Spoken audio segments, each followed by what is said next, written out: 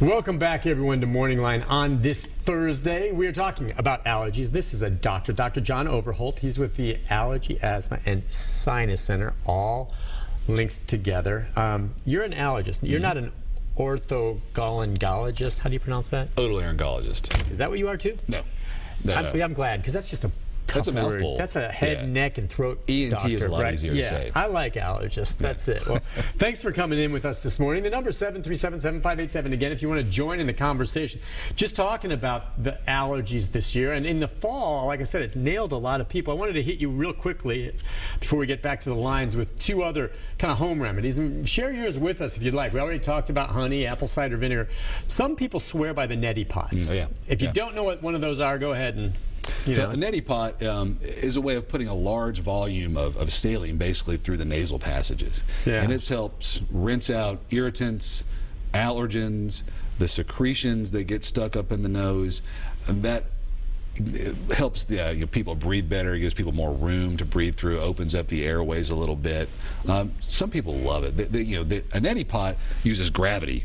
Well, yeah, you have to pour it through your nostril while you hold one, and then it comes around through the back of your nose out your mouth, or out the other nose, rather. Out the nose. You sort of tilt your head sideways. Yeah, I've done it. Actually, I've had it come through my throat, and that's no fun.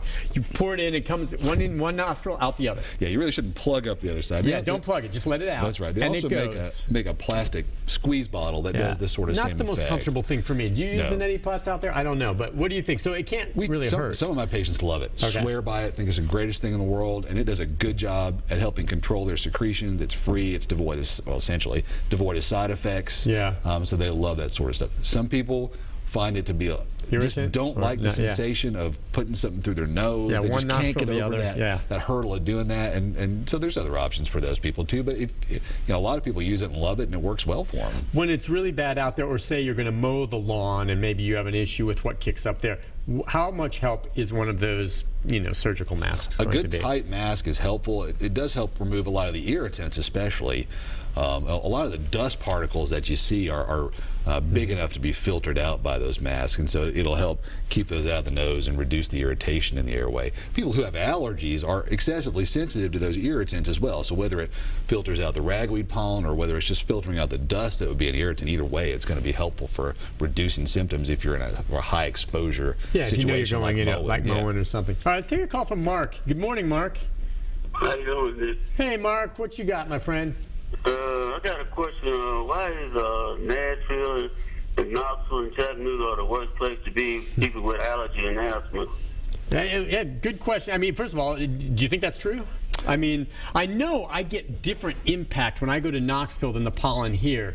That really seems to blast me, especially the Smoky Mountains, dogwoods everywhere, more of an impact. I get worse allergies in the Knoxville area than here, and I think it's better for me in the Memphis area. Knoxville and Nashville and other areas in the Mid-South are consistently ranked as some of the worst allergy cities in the country. And it's because of the duration and the intensity of the pollen seasons that we have here, particularly in the springtime.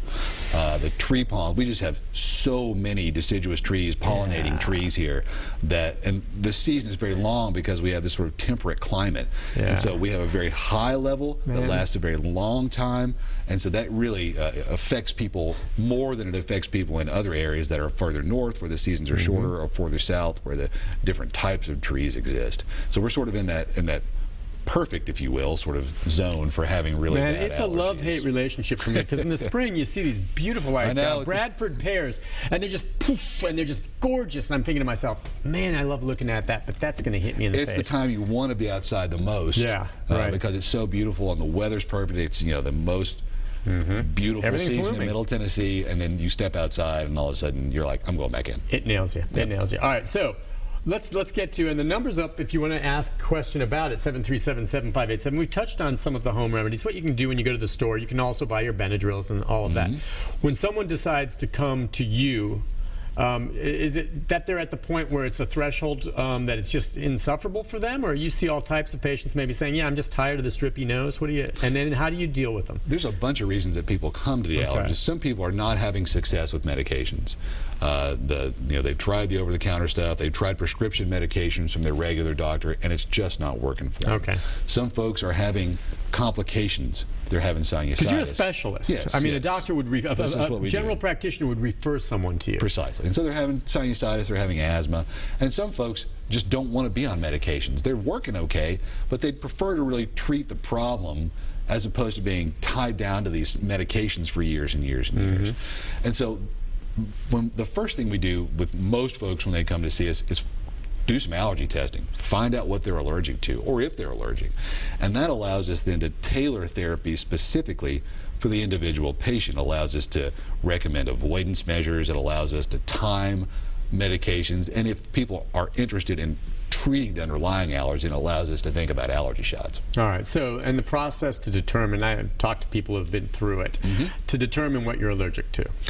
Skin testing for most folks. Yeah, is that on the arm? I guess someone showed me once all these skin pricks, right? And with different substances, and then you have to observe them over a, 24, 48-hour period? 15 minutes. Oh, 15 minutes? Yes, for the that quick? For the immediate reaction. Oh, okay. So, I guess you're right. Most people are going to have a reaction. The testing process takes about 30 or 40 minutes, and most of that is it looks sort of like a little plastic toothpick, and it sits in a well that contains the allergen, and we scratch the stuff on the arm or on the back sometimes. On the back, okay. And see if it makes a reaction. If it does, it looks like a little tiny hive.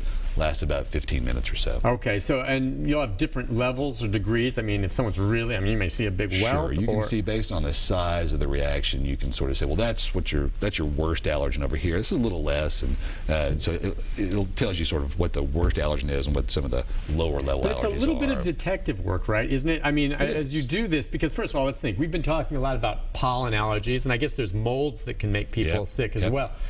But, I mean, truly, someone can be allergic to anything. There's people who are allergic to sunshine. Okay, so when you start, I guess you have a pool of items that are most common, and you run through those. And if they all come back negative, then you keep going more and more obscure? Well, those, for people who are having, classic hay fever symptoms, sneezing, runny nose, itchy eyes, this sort of stuff, the aeroallergen, the inhalant allergen panel that we use is fairly comprehensive. Okay. So once that's negative, the chance that there's sort of something floating around in the air that's really causing the problem from an allergy perspective is pretty low. Now, pretty low, yeah. Allergy is thrown around loosely, I think, sort of in the community. To an allergist, it means a very specific thing, a very specific sort of immune reaction, and that's what we're testing for, and that's what we can treat. People can have other problems that give them similar symptoms. So, if you walk into one of those, those stores like this, I call them smelly stores. The ones where they got the potpourri, and all of a sudden you're running and you're sneezing and everything. That's an irritant reaction, not really an allergy reaction. So it gives you a similar symptom complex, but via a different mechanism. And so once we've ruled out allergies with the allergy testing, then we're going down a different road. We're treating people for different problems, or we're looking for a different underlying issue that's causing them their symptoms. All right, let's take a break. When we come back, we're going to talk about the medicines and specifically kind of how they work, how it blocks it. Because essentially, your body, when you have an allergy, is reacting to a foreign substance that it just doesn't want there, that it thinks could be harmful. Precisely. Okay, so we'll take a break. We can take more calls, 737-7587. It's Dr. John Overholt. He's an allergist. Question about something you're dealing with? Join us. We'll be back with more right after this.